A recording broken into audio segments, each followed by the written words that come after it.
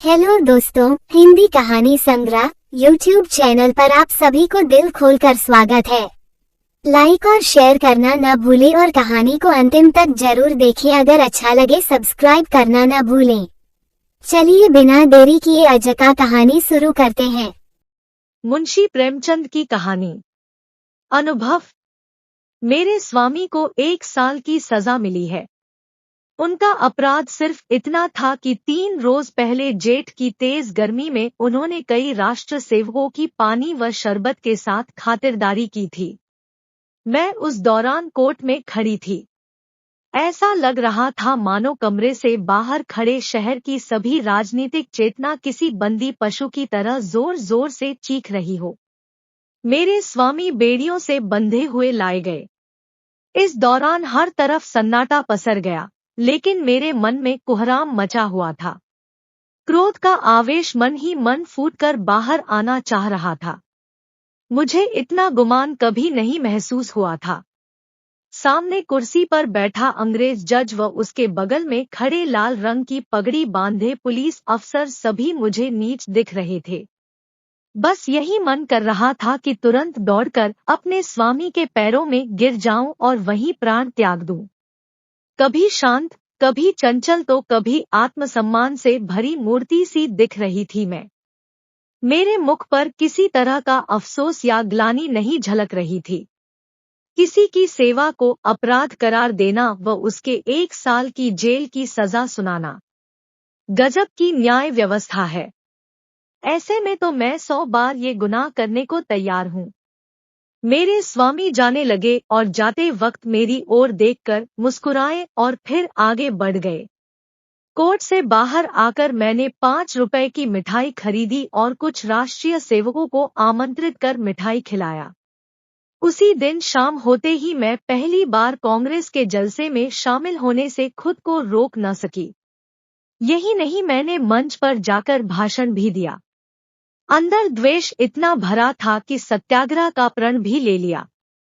उस समय मेरे अंदर इतनी शक्ति कहाँ से आ गई मुझे खुद भी पता नहीं चला, लेकिन हाँ, सब कच न्योछावर हो जाने के बाद अब किस बात का डर था। भगवान का कठिन से कठिन प्रहार भी अब मेरा क्या ही बिगाड़ सकता था। अगले दिन मैंने पिताजी व ससुरजी के लिए 2 पत्र लिखे। ससुरजी को पेंशन मिलती थी और पिताजी जंगल के महकमे में अच्छे पोस्ट पर आसीन थे। परंतु अफसोस कि सारा दिन बीत जाने के बावजूद कोई जवाब नहीं आया। उसके अगले दिन भी किसी का खत नहीं आया, लेकिन तीसरे रोज दोनों लोगों का जवाब आया। ससुरजी ने पत्र में लिखा था कि मुझे लगा था कि वृद्धावस्था में तुम दोनों मेरा सहारा बनोगे, लेकिन अब कोई फायदा नहीं। तुम दोनों ने मेरी आस पर पानी फेर दिया।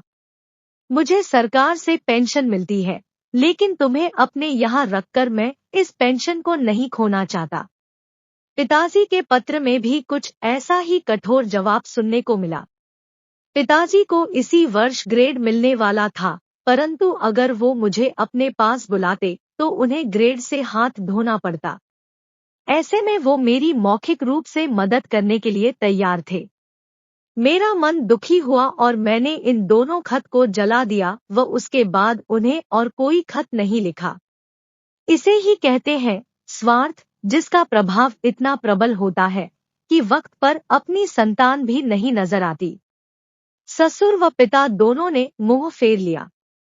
लेकिन अभी मेरी आयु ही क्या है, अभी तो मुझे दुनिया देखनी है। इतने में किसी ने बाहर मेरे दरवाजे की कुंडी खटखटाते मुझे आवाज दी। मैं सहम गई, मेरे रोंगटे खड़े हो गए।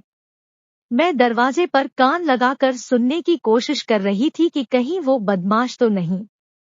फिर मैंने कठोर आवाज में कहा, कौन है? क्या काम है? बाबू ज्ञानचंद की आवाज सुनकर मैं थोड़ी शांत हुई। ये मेरे स्वामी के सबसे अच्छे मित्र हैं। उनके साथ एक महिला भी आई थी। वह उनकी पत्नी थी। पहली बार वो मेरे घर आई, मैंने उन्हें आदर भाव से प्रणाम कर अंदर बुलाया। ये दोनों ऊपर आकर बैठे व बेहद ही दरियादिल से मुझे संतावना देने लगे। उनकी पत्नी के विचार देखकर मुझे ये समझ आ गया कि वो एक सशक्त महिला है। उनके चेहरे से ही उनकी प्रतिभा झलक रही थी। दोहरी कदकाठी के साथ चेहरे पर रोब व जेवरों से लदी किसी महारानी से कम नहीं लग रही थी। खास बात तो ये थी कि बाहर से वो जितनी ही कठोर दिख रही थी, अंदर से उतनी ही करुणा से भरी हुई थी। उनसे बातचीत शुरू हुई। ज्ञान जी की पत्नी, क्या घर पर किसी को खत लिखा? मैंने कहा हाँ। ज्ञान जी की पत्नी, कोई घर से लेने आ रहा? मैंने कहा नहीं, पिताजी व ससुरजी में से कोई मुझे अपने साथ रखने को तैयार नहीं है। ज्ञान जी की पत्नी, तो फिर आगे क्या करने का सोचा है? मैंने कहा फिलहाल के लिए तो यहीं पर हूँ। ज्ञान जी की पत्नी, हम लोगों के साथ हमारे घर क्यों नहीं चल रही हो? अकेले मैं तुम्हें यहाँ नहीं रहने दूंगी। इस दौरान खुफिया के दूत घर के बाहर डटे हुए हैं। मुझे आशंका हो गई थी कि ये खुफिया के दूत ही होंगे। ज्ञान जी ने अपनी पत्नी की ओर देखा और पूछा, मैं तांगा ले आऊं? ज्ञान जी की पत्नी ने इशारे में ही आज्ञा दे दी। ज्ञान जी तुरंत द्वार की तरफ चले। तभी ज्ञान जी की पत्नी ने बोला, रुको, कितने तांगे लेकर आओगे? ज्ञान जी घबरा कर बोले, कितने? ज्ञान जी की पत्नी, हाँ कितने, एक तांगे पर सिर्फ 3 लोग ही बैठ सकते हैं, बाकी के सामान, बिस्तर, बर्तन आदि कैसे जाएंगे? ज्ञान जी, फिर 2 ले आऊं? ज्ञान जी बोले। ज्ञान जी की पत्नी, एक तांगे पर कितना सामान जाएगा? ज्ञान जी, फिर ठीक है 3 ले आता हूँ। ज्ञान जी की पत्नी, हाँ तो जाओ भी, अब इतनी देर क्यों कर रहे हो? जब तक मैं कुछ कहती तब तक ज्ञान जी निकल गए। मैंने संकोचते हुए उनकी पत्नी से कहा, मेरे आने से आपको तकलीफ होगी। कठोर वाणी में ज्ञान जी की पत्नी ने बोला, हाँ तकलीफ तो होगी, तुम किलो भर आटा खाओगी, घर का एक जगह भी घेर लोगी, ये सब क्या कम कष्ट है? इतना सुनकर मैंने कहा, क्या बहन आप भी? उनकी पत्नी ने मेरा कंधे पर हाथ रखकर बोला, जब तुम्हारे स्वामी वापस आ जाए तो मुझे अपने घर में रख लेना, हिसाब बराबर हो जाएगा। अब ठीक है ना, तो चलो सारा सामान बांध लो। ये सब देखकर बिल्कुल सपने जैसा लग रहा था। इतनी उदार स्त्री मैंने आज तक नहीं देखी थी। मुझे उनमें बड़ी बहन दिख रही थी। ऐसा लग रहा था जैसे क्रोध व चिंता जैसी चीजों पर उन्होंने काबू पा लिया है। हर वक्त उनके मुख से मधुर वाणी निकलती थी, जैसे मानो सरस्वती का वास हो। उनकी कोई संतान नहीं थी, लेकिन फिर भी वो दुखी नहीं थी। घर का काम वो स्वयं करती और बाहर के काम के लिए एक लड़का रख रखा था। आश्चर्य तो इस बात का था कि दिन भर मेहनत करने के बाद भी वो कभी आराम न करती। यही नहीं, उनका आहार भी बेहद कम था। इतना ही नहीं, दिन भर वो मुझे कुछ न कुछ खिलाने के लिए परेशान रहती। एक काम नहीं करने देती, बस यहाँ यही बुरा लगता था। मगर इनके घर कैसे 1 सप्ताह गुजर गया पता तक नहीं चला। तभी मुझे एक दिन वो दूत यहाँ दिखाई दिए। उन्हें यहाँ देख मैं घबरा गई। मैंने सोचा ये मेरे पीछे यहाँ तक आ गए। तभी उन्होंने कहा कि कुत्ते हैं, भौंकने के अलावा कुछ नहीं कर सकते। मैं मन ही मन चिंतित थी। कुत्ते हैं, काट भी तो सकते हैं। ज्ञान जी की पत्नी ने कहा, तो क्या इनके डर से भागना नहीं चाहिए? मैं बार बार उनके बारे में सोचती, छज्जे से जाकर देखती तो वो बाहर नजर आते थे। हाथ धोकर ये मेरे पीछे पड़ गए थे। मन ही मन सोचती कि मैं इनका क्या बिगाड़ सकती हूँ? आखिर मैं हूँ ही क्या? क्या ये नहीं चाहते कि मैं यहाँ रहूं? पर ऐसा कर उन्हें क्या हासिल होगा? ये सब सोचते हुए 1 और सप्ताह गया। उन दोनों दूत ने अपना डेरा वहीं जमा लिया था। ऐसे में मैं और ज्यादा बेचैन थी, किसी से कुछ कह भी नहीं सकती थी। एक रोज संध्या के वक्त ज्ञान जी घर आए, घबराए हुए नजर आ रहे थे। मैं बरामदे में सब्जी काट रही थी। ज्ञान जी सबसे पहले कमरे में गए और अपनी पत्नी को बुलाया। उनकी पत्नी ने कहा, अरे अचानक से क्या हो गया? पहले हाथ मुंह धो लो, कपड़े बदल लो, कुछ खाओ तब आराम से बैठकर बात करते हैं। उन्होंने पत्नी से बात करने के लिए दोबारा आग्रह करते हुए कहा, तुम क्यों नहीं समझ रही, मेरी जान पर बन आई है। फिर भी ज्ञान जी की पत्नी ने वहीं बैठे हुए कहा कि बात क्या है, बताते क्यों नहीं। ज्ञान जी ने कहा, पहले इधर आओ। इतने में मैं खुद वहां से दूर जाने लगी, तभी ज्ञान जी की पत्नी ने मुझे हाथ पकड़कर रोक लिया। मैं कोशिश करके भी उनसे हाथ नहीं छुड़ा पाई। ज्ञान मेरे सामने वो बात नहीं कहना चाहते थे, लेकिन उनसे इंतजार भी नहीं हो रहा था। उन्होंने तुरंत कहा, आज मेरे व प्रधानाचार्य के बीच झगड़ा हो गया। पत्नी ने बड़े ही बनावटी शब्दों में कहा, क्या सच में? तब तो तुमने उन्हें खूब पीड़ा होगा। ज्ञान जी, तुम्हें मजाक सूझ रहा है? यहाँ मेरी नौकरी आफत में है। पत्नी, जब इतना ही डर था तो झगड़े क्यों? ज्ञान जी, मैं नहीं झगड़ा, उसने मुझे बुलाकर खूब सुनाया। पत्नी, बिना मतलब के?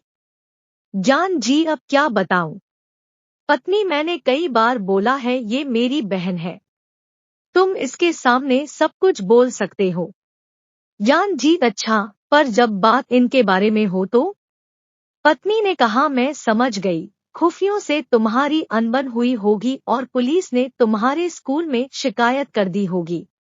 ज्ञान जी सोचते हुए, नहीं ऐसा नहीं है, लेकिन पुलिस ने हाकिम जिला के यहाँ शिकायत की और उसने प्रधानाचार्य ने मुझसे जवाब मांगा है। पत्नी ने कहा, प्रधानाचार्य ने कहा होगा कि उस महिला को अपने घर से बाहर करो। ज्ञान जी, हाँ, कुछ ऐसा ही समझ लो। पत्नी, फिर तुमने क्या कहा? ज्ञान जी, फिलहाल मैंने कुछ नहीं कहा है, वहाँ कुछ समझ नहीं आ रहा था। पत्नी ने गुस्से में कहा, जब तुम इसका जवाब जानते हो फिर सोचना कैसा? ज्ञान जी सहम कर बोले, मैं ऐसे अचानक कैसे बोल देता।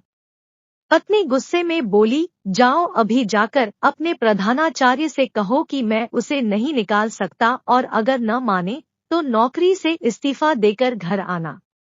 अभी तुरंत जाओ। मैं अपने आंसू नहीं रोक पाई, रोते हुए मैंने कहा, बहन ये सब क्यों? ज्ञान जी की पत्नी ने मुझे डांटा और कहा, तुम बिल्कुल चुप रहो, नहीं तो कान पकड़ लूंगी।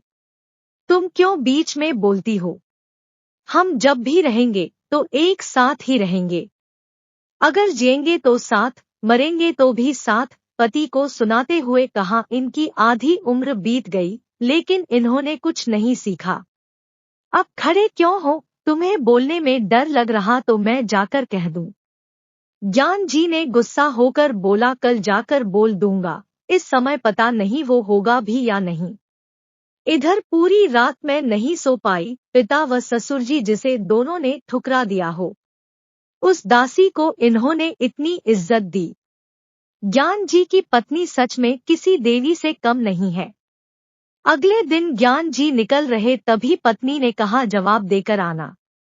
ज्ञान जी के जाने के बाद मैंने कहा, बहन तुम ये सही नहीं कर रही हो, मुझे ये बर्दाश्त नहीं हो रहा कि मेरी वजह से तुम्हारे परिवार पर परेशानी आए।